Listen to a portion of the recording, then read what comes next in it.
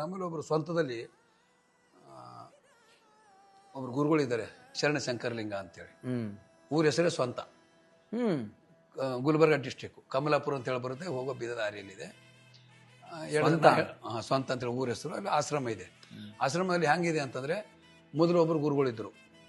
ಆ ಗುರುಗಳು ದೇಹ ಬಿಡಬೇಕಾದ್ರೆ ಈಗಿದ್ದು ಗುರುಗಳ ತಾಯಿಗೆ ಅವ್ರು ಕೇಳಿದ್ದಾರೆ. ಈಗ ಇದ್ದು ಗುರುಗಳ ತಾಯಿನೇ 2 ಎಕರೆ ಜಮೀನು ಕೊಟ್ಟಿದ್ದವ್ರಿಗೆ ಮೊದಲಿನ ಗುರುಗಳಿಗೆ. ಕೊಟ್ಟ ಅವ್ರು ಹೋಗಿ ಅವ್ರು ಹೇಳಿದ್ದಾರೆ, ಇಲ್ಲಮ್ಮ ಇನ್ನು 1 ವಾರ ಬಿಟ್ಟು ನಾವು ಹೋಗ್ಬೇಕಾಗುತ್ತೆ, ನಮ್ಗೆ ಕರೆ ಬಂದಿದೆ, ಇರಕ್ಕಾಗಲ್ಲ ಅಂತ ಹೇಳಿದ್ದಾರೆ. ಅಂದಾಗ ಅವ್ರ ತಾಯಿ ಅನ್ಕೆ ಈಗಿದ್ದು ಗುರುಗಳ ತಾಯಿ ಮತ್ತೆ ಹೆಂಗ್ರಿ ಅಪ್ಪವ್ರೆ, ಮತ್ತೆ ಇದೀಗ ಜಾಗ ಹೆಂಗೆ, ನೀವು ಹೋದ್ರೆ ಹೆಂಗ್ ಮಾಡೋಣ ಇದು, ನಾವು ನಿಮ್ಗಂತ ಕೊಟ್ಟಿವಿ ನಾವು, ಬಟ್ ಇಲ್ಲಿ ನಿಭಾಯಿಸೋದು ಹೇಗೆ, ಏನ್ ಬಿಡಮ್ಮ ಇನ್ನೊಂದು 4 ವರ್ಷ ಬಿಟ್ಟು ನಾನೇ ಬರ್ತೀನಿ ಬಿಡು, ಯಾರಿಗೆ ಇದು ಮಾಡ್ಬೇಡಿ, ನೀವೇ ಪೂಜೆ ಯಾವಾಗಾರ ಮಾಡಿ, ನೀವು ದಿನ ಮಾಡಿ ನಿಮ್ಮ ಇಷ್ಟ, ವಾರಕ್ಕೊಂದ್ಸರಿ ಸೋಮವಾರ ಮಾಡಿ ಬಿಟ್ಟು ಹೋಗಿದ್ದಾರೆ. 4 ವರ್ಷ ಆದ್ಮೇಲೆ ಈಗೇನು ಇದ್ದು ಗುರುಗಳು ಚಿಕ್ಕವ್ರು ಅವಾಗ 5 ವರ್ಷ ಅವರಿಗೆ, ಅವ್ರ ಗುರುಗಳು ದೇಹ ಬಿಡು 5 ವರ್ಷ, ಇವ್ರಿಗೆ 4 ವರ್ಷ 9 ವರ್ಷ ಗುರುಗಳಾಗಿದ್ದಾರೆ. ಪೀಠ ಅಲ್ಲ ಅದು, ಪೀಠ ಅಲ್ಲ, ದಿಗಂಬರ ದತ್ತಾತ್ರೇಯ ಅವತಾರ ಆ ಥರ. ಅದಕ್ಕೆ ನಮ್ಮ ಮೊದಲಿನ ಗುರುಗಳು ಏನಾಗಿದೆ ಅಂದ್ರೆ, ಮೊದಲಿನ ಗುರುಗಳು ತಪಸ್ಸೆ ಮಾಡಿ ನಮ್ಮಲ್ಲೊಂದು ಬಕ್ಕಪ್ರಭು ಅಂತ ಹೇಳಿದೆ, ಕರಕನಹಳ್ಳಿ ಬಕ್ಕಪ್ರಭು ಅಂತೇಳಿ, ಅಲ್ಲಿ ಅವರು ತಪಸ್ಸೆ ಮಾಡಿದಾಗ ಅವರು ಪ್ರತ್ಯಕ್ಷ ಆಗಿದ್ದಾರೆ. ಅವರಿಗೆ ಏನು ಇದೆ ಅಂದ್ರೆ, ಏನು ಬೇಕು ಹೇಳಿ ನಿನಗೆ, ಏನೋ ಅವ್ರು ಏನು ಕೇಳ್ಕೊಂಡಿದ್ರೆ ಗೊತ್ತಿಲ್ಲ, ಹಿಂಗೆ ಬೇಕು ನನಗೆ, ನಾನು ಏನು ಅಂದಿದಾಗ, ಇಲ್ಲ ನಿನಗೆ ವ್ಯಾಮೋಹ ಇದೆ, ನಿನಗೆ ಏನು ಕೊಡೋಕ್ಕಾಗಲ್ಲ ನಿನಗೆ, ಇಲ್ಲ ವ್ಯಾಮೋಹ ಇದೆ ನಿನಗೆ, ಇಲ್ಲ ವ್ಯಾಮೋಹ ಇಲ್ಲ, ಇದೆ ವ್ಯಾಮೋಹ ಇದೆ ನಿನಗೆ, ಆಸೆಗಳು ಇಟ್ಕೊಂಡಿದೆ ನೀನು, ಆಸೆಗಳು ತ್ಯಜಿಸಿದ್ರೆ ಮಾತ್ರ ನಿನಗೆ ಏನಾದರೂ ಕೊಡ್ಲಿಕ್ಕೆ ಸಾಧ್ಯ, ಹೇಳಕ್ಕೆ ಸಾಧ್ಯ ಆಗಲ್ಲ. ಏನು ಮಾಡ್ಬೇಕು ನಾನು, ನಿನ್ಗೆ ಆಸೆ ಇಲ್ಲ ಅಂದ್ರೆ ಮೈ ಮೇಲೆ ಬಟ್ಟೆ ಕಟ್ಟಿ ದಿಗಂಬರಾಗಿ ಇರ್ಬೇಕು ನೀನು ಅಂತೇಳಿ ಒಂದು ವರ ಕೊಟ್ಟಿದ್ದಾರೆ. ಅವ್ರ ಗುರುಗಳು ಈಗಿದ್ದು ಗುರುಗಳು ಮಧ್ಯ ಗುರುಗಳಿಗೆ ಅವ್ರು ವರ ಕೊಟ್ಟಿದ್ದಾರೆ. ಅವರು ಏನು ಮಾಡಿದ್ರೆ, ಅವ್ರಿಗೆ ಶಿಷ್ಯ ಆಗಬೇಕು ಅಂತೇಳಿ ಮೊದಲಿನ ಗುರುಗಳಿಗೆ ಹೇಳಿದ್ರೆ ಅವ್ರು ಒಪ್ಪಲಿಲ್ಲ. ಸುಮಾರು ಸರಿ ಬಡಿಗೆ ತಾನು ಕೆಲಸ ಮಾಡೋದು, ಏನಾಗಬೇಕು, ನಾನು ನಿಮ್ಮ ಶಿಷ್ಯ ಆಗಬೇಕು, ಹೌದಾ ಸರಿ, ಒಂದು ತಲವಾರು ಮಾಡ್ಕೊಂಡು ಬಾ, ಸೌದೆ ಅದು ಕಟ್ಟಿಗೆದು ಚಿಕ್ಕ ತಲವಾರು, ನೋಡೋದು ಇಲ್ಲ ಚೆನ್ನಾಗಿಲ್ಲ, ಇನ್ನೊಂದು ಮಾಡ್ಕೊಂಡು ಬಾ. ಇವ್ರ ಕೆಲಸದಲ್ಲ ಪ್ರವೀಣ್ರಿ ಇವರು, ಇವ್ರಿಗೇನು ಶಿಷ್ಯ ಆಗಬೇಕು ಅಂತ ಇವ್ರ ಆಸೆ. ಇದೆಲ್ಲ ಬಿಟ್ಟು ಅವರು ಸಂಸಾರಿ ಬಿಟ್ಟು ಇದಕ್ಕೆ ಬರ್ಬೇಕಂತ ಆಸೆ. ಸುಮಾರು ಸಾರಿ ಅವ್ರು ಹಿಂಗೆ ಮಾಡ್ಕೊಂಡು ಬಂದಾಗ ಕೂಡ ಇವ್ರು ತುಂಬ ಭಾಳ ಹಿಂಗಂದ್ರೆ ಎಲ್ಲ ಕರೆಕ್ಟಾಗಿ ಮಾಡಿ, ಚೆನ್ನಾಗಿಲ್ಲ ಆಯ್ತು. ಇವ್ರು ಹೋಗಿ ಒಬ್ರಿಗೆ ಕೇಳಿದ್ರು, ನಾನು ಎಷ್ಟು ಚೆನ್ನಾಗಿ ಮಾಡ್ತೀನಿ, ನಾನು ಗೊತ್ತು, ಕಸಬ್ ಗೊತ್ತು, ಗುರುಗಳು ಯಾಕೆ ಒಪ್ತಾ ಇಲ್ಲ, ಇದು 4-5 ತಲವಾರು ಮಾಡಿ ಒಪ್ತೀವಿ, ಚೆನ್ನಾಗಿ ಇದು ಹಿಂಗಿದೆ, ಅದು ಏನೋ ಒಂದು ಹೇಳ್ತಾ ಇದ್ದಾರೆ ಅಂದಾಗ ಒಬ್ರು ಅನ್ನತ್ತೆ, ಇಲ್ಲ ಅದು ಸತ್ವ ಪರೀಕ್ಷೆ ಇದೆ, ಸತ್ವ ಪರೀಕ್ಷೆ ನೀನು ಗೆಲ್ಬೇಕು, ಕಸಬು ಮುಖ್ಯ ಅಲ್ಲ, ಕಸಬು ಮುಖ್ಯ ಅಲ್ಲ, ಗುರುವಾಕ್ಯ ಪರಿಪಾಲನೆ ಮಾಡಬೇಕು. ಏನು ಮಾಡಲಿ, ಇನ್ನೊಂದೀಗ ಮಾಡ್ಕೊಂಡು ಹೋಗು, ಮಾಡ್ಕೊಂಡಿಗಿಲ್ಲ ಆಗಲ್ಲ ಅಂದ್ರೆ ನೀನು ಹೇಳ್ಬಿಡು, ನೀನು ನಾನು ತೊಡೆಗೆ ಹೋಗಿ ತೊಡೆದ ನಾನು ತಲವಾರು ಮಾಡ್ತೀನಿ ಅಂತೇಳಿ ಒಂದು ವಾಕ್ಯ ಕೂಡ ಮಾಡ್ಬೇಕು. ನೀನು ಹೇಳಿದ್ದು ಮತ್ತೆ ಹಿಂದಕ್ಕೆ ಸರಿ ಅದಲ್ಲ. ಬರೀ ಇವ್ರು ಆಯ್ತು ಬಿಡಿ, ಇದು ಸರಿ ಇಲ್ಲ ಅಂದ್ರೆ ಏನಿದೀಗ ಸರಿ ಇಲ್ಲ, ಮತ್ತೆ ಏನು ಮಾಡಿ, ನಾನು ಏನು ಮಾಡ್ತೀಯ, ಏನಿಲ್ಲ ನಾನು ತೊಡೆನ ಹಿಂಗೆ ಅದರದೇ ತಲವಾರು ಮಾಡ್ಕೊಂಡ್ಬರ್ತೀನಿ, ನನ್ನ ಶಿಷ್ಯ ಆಗಿ ನೀವು. ಅವ್ರ ಗುರುಗಳು ಈಗಿದ್ದು ಗುರುಗಳು ಇದು 3ನೇ ತಲೆ. ಅವ್ರು ನನಗೊಂದು ಸಾರಿ ಹೇಳಿದರು, ಮದುವೆ ಮಾಡ್ಕೊಂಡು ಬಂದಾಗ ಆಶ್ರಮಕ್ಕೆ ಹೋಗಿದ್ದೀವಿ, ನಮ್ಮ ಮಿಸ್ಸಸ್ ಹೋದ್ರೆ ನಾನು ಸಾಯಂಕಾಲ ಮರುದಿವಸ ಯಾವುದೋ ಸಿನಿಮಾ ಶೂಟಿಂಗ್ ಇತ್ತು. ನನಗೆ 2-3 ದಿನ ಜಾತ್ರೆ ಅಂತ ಗೊತ್ತಿಲ್ಲ ನನಗೆ. ಜಾತ್ರೆ ಒಂದು ದಿವಸ ಅಂತೇಳಿ ನಾನು ಮಾಡಿ ಮರುದಿವಸ ಹೋಗಿ ಟಿಕೆಟ್ ಮಾಡಿಸ್ಕೊಂಡು ಅಲ್ಲಿ 2-3 ದಿವಸ ಜಾತ್ರೆ ಆಗುತ್ತೆ. ಆಯಿತು, ಅದನ್ನು ಅವತ್ತು ಒಂದು ದಿವಸ ಜಾತ್ರೆ ಆಯಿತು, ಅಪ್ಪೋರೆ ನಾವು ಬರ್ತೀವಿ ಅಂತ. ಇವತ್ತಾಗ ನಾಳೆ ಹೋಗ್ರಿ, ಇಲ್ಲಪ್ಪ ನಾನು ಟಿಕೆಟ್ ತೆಗಿಸಿದ್ದೀನಿ, ನಾನು ಟಿಕೆಟ್ ಕ್ಯಾನ್ಸಲ್, ನಾನು ಟಿಕೆಟ್ ಮಾಡಿಸಿ ಕಳಿಸ್ತೀನಿ, ಏನು ತಲೆ ಕೆಡಿಸ್ಕೊಂಡ್ಬಿಡಿ. ಇಲ್ಲಪ್ಪ ನಾಳೆ ಶೂಟಿಂಗ್ ಇದೆ. ಏನಿದೆ, ನಾಳೆ ಶೂಟಿಂಗ್ ಇದೆ ಅಪ್ಪ, ಡೇಟ್ ಕೊಟ್ಟಿದ್ದಾರೆ ಅಂದೆ. ನಾಳೆ ಡೇಟ್ ಇದೆ, ಏನು ಡೇಟ್, ಶೂಟಿಂಗ್ ಡೇಟ್ ಕೊಟ್ಟಿದ್ದಾರೆ. ಶೂಟಿಂಗ್ ಆಗತ್ತಾ ಅಂತ ಕೇಳಿದ್ರು ನನಗೆ ಅವರು.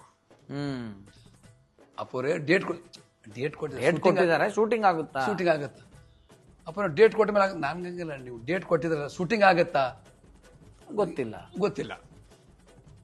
ಇರ್ರಿ, ನಾಳೆ ನಾನು ಟಿಕೆಟ್ ತೆಗೆಸ್ಕೊಡ್ತೀನಿ ಅಂದ್ರೆ ನಮ್ಮ ಮನೆಯವ್ರದ್ದು ಬೇಡ, ಅಪ್ಪವ್ರು ಹೇಳ್ತಾರೆ ಆಗಲ್ಲ ಸುಮ್ಮನೆ. ನನಗೆ ಯಾಕಂದ್ರೆ ಡೇಟ್ ಕೊಡ್ಬೇಕು ಬರ್ಬೇಕು, ನಮ್ಮ ಸಿನಿಮಾ ಶೂಟಿಂಗ್ ಶೆಡ್ಯೂಲ್ ಆಧ್ಯಾತ್ಮಿಕ ಹೋಯ್ತು, ನಾವು ಇದಕ್ಕೆ ಹಚ್ಚಕ್ಕಾಗಲ್ಲ. ಹೌದೌದು, ನಮ್ಮ ಗುರುಗಳು ಹೇಳಿದ್ರೆ ಏನ್ರಿ ಗುರುಗಳು ಹೇಳಿದಂತೆ ನಮಗಂತಂದ್ರೆ ಏನು ಮಾಡಬೇಕು, ಈ ಒಂದು ಭಯ. ಇಲ್ಲ ಅಪ್ಪವ್ರೆ ತಪ್ಪು ತಿಳ್ಕೊಬೇಡಿ ಅಪ್ಪವ್ರೆ, ಡೇಟ್ ಕೊಟ್ಟರೆ ನಮ್ಮಲ್ಲಿ ಹೆಂಗೆ ಸೇಮ್ ಬರಲಿಲ್ಲ ಅಂದರೆ ತಪ್ಪಾಗುತ್ತೆ, ಮತ್ತೇನು ಬೇರೆ ಕೈ ಕೊಟ್ಟರೆ ಇವೆಲ್ಲ ಆಗ್ತಾವಪ್ಪವ್ರೆ. ಹೌದಾ, ಹೋಗಲೇಬೇಕಾ ನೀವು, ಪ್ರೀತಿಯಿಂದನೇ ಹೇಳಿದ್ರು, ಅದೇನಿಲ್ಲ. ಹೌದಪ್ಪವ್ರೆ ಹೋಗಿ ಆಯ್ತು, ಹೋಗಿ 400 ರೂಪಾಯಿ ದಂಡ ಕೊಟ್ಟು ಹೋಗಿದ್ರೆ ಹೋಗ್ರಿ, ಯಾರು ಬೇಡ ಅಂತಾರೆ ನಿಮಗೆ ಅದು. 400 ರೂಪಾಯಿ ದಂಡ ಅಂತ ಆಯ್ತಪ್ಪರ ತೆಲಗಾದಷ್ಟು ಹೋಗಲಿಲ್ಲ. ಆಯ್ತಪ್ಪರ ಬಂದು ಹೋದ್ವಿ. ನಾವಿದು ಮಾತಾಡಿದ್ದು ಅವ್ರ ಜೊತೆ 4-4:15 ಮಧ್ಯಾಹ್ನ. ನಮ್ಮ ಗಾಡಿ ಇರೋದು ರಾತ್ರಿ 10 ಗಂಟೆಗೆ ಟ್ರೈನ್. ಸರಿ, ಇಲ್ಲಿ ಬಂದಿವಿ, ಟಿಕೆಟ್ ವೇಟಿಂಗಲ್ಲಿತ್ತು, ಸೀಟ್ ಆಗಿರಲಿಲ್ಲ. ಬಂದ ತಕ್ಷಣನೇ ಕೂಡಲೇ ಬಂದ್ಬಿಟ್ಟ ಟಿ ಟಿ ಒಂದು 5 ನಿಮಿಷ 10 ನಿಮಿಷದಲ್ಲಿ ಬಂದು ಟಿಕೆಟ್ ತಗೊಳ್ಳಿ ಸರ್ ಕೊಟ್ಟ ತೊಗೊಂಡು ಸರ್ ಅದು ನಮ್ಮ ಟಿಕೆಟ್ ವೇಟಿಂಗ್ ಇತ್ತು ಸ್ವಲ್ಪ ಶೀಟ್ ಮಾಡಿಕೊಡಿ ಸರ್ ಬರ್ದಿದ್ದೀನಿ ನೋಡಿ ನಲ್ಲಿ ಕೊಡಿ ನಿಮ್ದು 200 ಅವ್ರದ್ದು 200 400 ರೂಪಾಯಿ ಕೊಡಿ.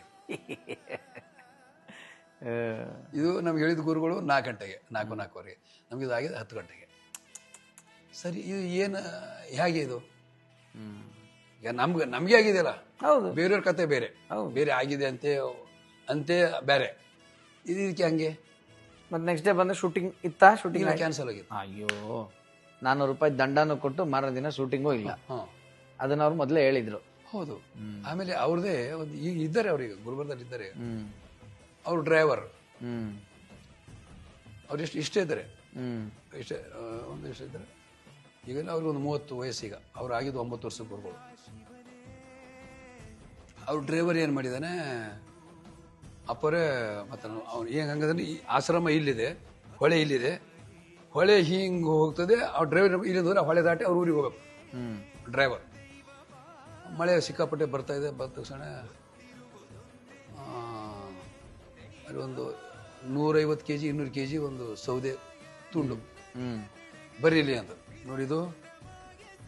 ಇದು ನಾಳೆ ಎಲ್ಲೋ ಇರುತ್ತೆ, ಟ್ರ್ಯಾಕ್ಟರ್ದಲ್ಲಿ ಹಾಕೊಂಡು ತಗೊಂಡು ಬರಬೇಕು ಅಂತ ಹೇಳಿದ್ದಾರೆ. ಒಂದೇ ಮಾತು, ಬರ್ರಿ ಹೋಗೋಣ, ಹೊಳೆ ಓಡ್ತಾ ಇದೆ, ಇದೆಲ್ಲ ಇದು ತುಂಡು, ನಾಳಿದ್ದು ಎಲ್ಲೋ ಇರುತ್ತೆ, ಅದನ್ನು ನಾಳೆ ಟ್ರ್ಯಾಕ್ಟರ್ ಹಾಕೊಂಡು ತಗೊಂಡು ಬರಬೇಕು. ಯಾರು ಮಾತಾಡಲ್ಲ, ಯಾಕೆ ಅಂತ ಕೇಳೋಗಿಲ್ಲ. ಹೌದಪ್ಪ ಆಯ್ತು ಅಷ್ಟೇ.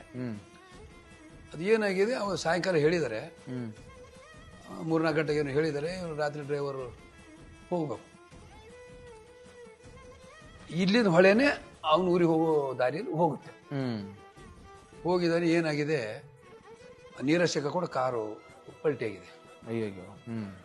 ಅವ್ನು ಕೂಡಲೇ ಏನು ಮಾಡಿ, ಕಲ್ಲಿರ್ತಾವಲ್ಲ, ಈಗ ಉದ್ದನ ಕಲ್ಲಿರ್ತಾವಲ್ಲ ಪೂಲ್ ಮೇಲೆ, ಅಪ್ಪವ್ರೆ ನಂದಿದು ಕೊನೆ ಫೋನ್ ಅಪ್ಪವ್ರೆ, ನಾನು ಇಲ್ಲಿ ಗಾಡಿದಾಗಿದೆ, ನೀರು ಸಿಕ್ಕಾಪಟ್ಟೆ ಹೊಟ್ಟೆ ಆಯ್ತಪ್ಪ ಹಾಕ್ರಿ, ಲಾಸ್ಟ್ ಫೋನ್ ಅದ ನೋಡ್ರಿ ಇದು ನಂದು ಅಂತ ನಿಲ್ಲು ಅಂದಿದ್ದಾರೆ ಅವರು.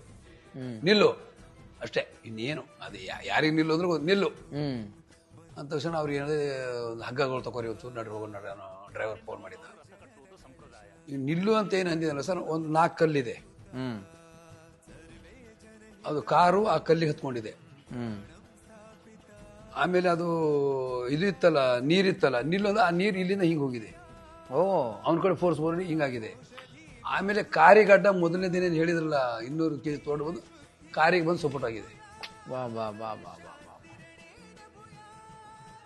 ಇದೇನು ಭಾಳ ಒಂದು 5-7 ವರ್ಷದ ಮಾತಿದೆ. ಬಂದು ಹೋಗಿ ನೋಡಿದ್ರೆ ನಿಲ್ಲು ಅಂತಂದ್ರೆ ಅವ್ರು ಸುಮ್ಮನೆ ಅವ್ರು ತಮಾಷೆ ಮಾಡ್ತಾರೆ, ಯಾಕೆ ಗಾಬರಿ ಆಗಿದ್ದೇನು ಅಂತ. ಇಲ್ಲಪ್ಪ ಅವ್ರೆ, ಮತ್ತೇನು ನೀರು ಜೋರಾಗಿ ನೀರಿಲ್ಲಲ್ಲ ನಿನ್ನ ಹತ್ತಿರ ಅಪ್ಪರೇ ಮೊದಲಿತ್ರಿ. ನಾನು ಅದು ಕೇಳ್ತೇನೆ, ನೀರು ಜೋರಾಗಿ ಎಲ್ಲಿದೆ ತೋರಿಸು ನನಗೆ. ಇವ್ರು ನಿಲ್ಲು ಅಂದಿದಲ್ಲ, ಅಲ್ಲಿ ಏನು ವಿಷಯ. ನಿಲ್ಲು ಅಂದ್ರೆ ನೀನು ನಿಲ್ಲು ಹೆದರಬೇಡನೂ ಆಗ್ಬೋದು, ಬೇರೆನೂ ಆಗ್ಬೋದು, ಗೊತ್ತಿಲ್ಲ. ಗುರು ವಾಕ್ಯ ಅದು ನಮ್ಗೆ ಗೊತ್ತಿಲ್ಲ. ಅದು ಅರ್ಥ. ಮತ್ತೇನೋ ನೀರು ಜೋರಾಗಿದೆ ಅಂತ ನೀರೇ ಇಲ್ಲ, ಈ ಕಡೆಯಿಂದ ಹೋಗ್ತದೆ. ಅಪ್ಪರೇ ಮೊದಲು ಈ ಕಡೆಯಿಂದ ಹೋಗ್ತಿದ್ರಿ, ಅದು ಈಗ ಹಂಗೆ ಹೋಗ್ತದೆ. ಹೀಗೆ ಕೆಲವೊಂದು ಗುರುವಾಣಿ ಯಾಕೆ ಏನು ಯಾಕೆ ಗೊತ್ತಿಲ್ಲ. ಇದು ನಮ್ಗೆ ಇನ್ನೂ ಜೀವನದಲ್ಲಿ ಆಗ್ತಾನೆ ಇದೆ, ಆಗತ್ತೆ. ಬಟ್ ನಾವು ಅದು ತಲೆನೇ ಕೆಡಿಸ್ಕೊಳ್ಳಲ್ಲ. ಈಗೇನಾಗಿದೆ ಅಂದರೆ ಹೇಳಿದ್ದಾರೆ ಕೆಲವೊಂದು ಗುರುಗಳು ಹೇಳಿದ್ದಾರೆ, ಕಾವಿ ಕಂಡೋಡನೆ ಕೈ ಮುಗಿ. ಯಾರು ನಿನ್ನ ಕೈ ಮುಗಿ? ಕಾವಿ, ಶಿವನ ಕಾವಿ ಅದು, ಕೈ ಮುಗಿ ಅಷ್ಟೇ. ನಿನ್ನ ಡ್ಯೂಟಿ ಏನು ಅಷ್ಟೇ. ಇದು ಜೀವನದಲ್ಲಿ ಆಗೋ ವಿಷಯಗಳು. ಸೂಪರ್ ಬ್ರದರ್ ಸರ್, ನನ್ಗೆ ಭಾಳ ಖುಷಿ ಆಗ್ತಾ ಇದೆ, ಭಾಳ ಖುಷಿ ಆಯಿತು ಕೂಡ. ನನಗೆ ಗೊತ್ತು, ನಾವು ಯಾವತ್ತು ನೋಡಿ ಶೂಟಿಂಗಲ್ಲಿ ಯಾವತ್ತು ಈ ಥರದ್ದು ಯಾವುದು ಆಧ್ಯಾತ್ಮ ನಾವು ಮಾತಾಡೇ ಇಲ್ಲ. ಹೌದು, ನಾವು ತಮಾಷೆ ಮಾತಾಡಿದ್ದೀವಿ, ಜೋಕ್ಸ್ ಮಾತಾಡಿದ್ದೀವಿ. ಹೌದು. ಈ ನೀವೆಷ್ಟು ನಗಿಸ್ತಾ ಇದ್ರಿ ನಮ್ಮನ್ನೆಲ್ಲ, ನಿಮ್ಮ ಅಭಿನಯ, ನಿಮ್ಮ ಜೊತೆ ಆ್ಯಕ್ಟ್ ಮಾಡೋದ ಅನುಭವ. ಆದರೆ ನನಗೆಲ್ಲೋ ಒಂದು 6th ಸೆನ್ಸ್ ಅಂತ ಹೊಡಿತಾ ಇತ್ತು ನನಗೆ. ಇಲ್ಲ, ಇವರು ಸುಮ್ಮನೆ ಆತ್ಮ ಅಲ್ಲ, ಅದ ಜೀವಕ್ಕೆ ಏನೋ ಒಂದು ಅನುಭವ ಇದೆ ಜೀವನದಲ್ಲಿ. ಯಾಕಂದ್ರೆ ರೀಸೆಂಟ್ಲಿ ಕೂಡ ನಿಮ್ದೊಂದು ವಿಡಿಯೋ ವೈರಲ್ ಆಯಿತು. ನೀವು ಯಾವುದೋ ಸ್ಟೇಜ್ ಮೇಲೆ ಪ್ರಶಸ್ತಿ ತಗೊಂಡಿರ್ತೀರಿ, ಮುಂದೆ ಕೂತ್ಕೊಬಾ ಅಂದ್ರೆ ನೀವು ಹೋಗಲ್ಲ, ನೀವು ಹಿಂದೆನೆ ನಿಂತ್ಕೊಂತೀರ. ಹೌದೌದು. ನಮ್ಮ ಮಠದ ಗುರುಗಳೆಲ್ಲ ಇರ್ತಾರೆ, ಅವ್ರನ್ನೆಲ್ಲ ಮುಂದೆ ಬಿಟ್ಟು ನೀವು ಹೋಗಲ್ಲ. ಹೌದೌದು. ಇದೆಲ್ಲ ಬಹಳ ಸೂಕ್ಷ್ಮವಾದಂಥ ಗುಣಗಳು.